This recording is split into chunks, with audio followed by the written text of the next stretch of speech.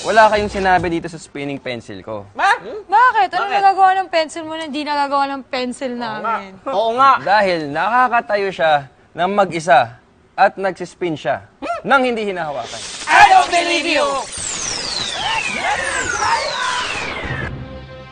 I'm gonna put it right here in the middle. Mag-i-spin ba yan? Tingnan nyo.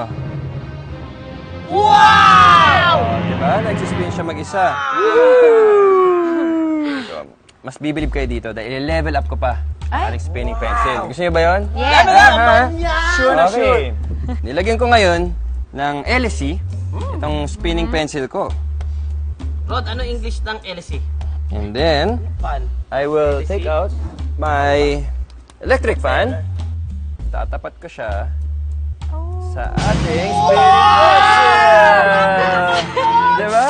Ayos siya! I believe! Malaking papel ang ginagampanan ng 4 na ring magnet sa experiment na ito. Dahil ang mga nasabing magnets ang siyang naging dahilan para tumayo at umikot ang lapis.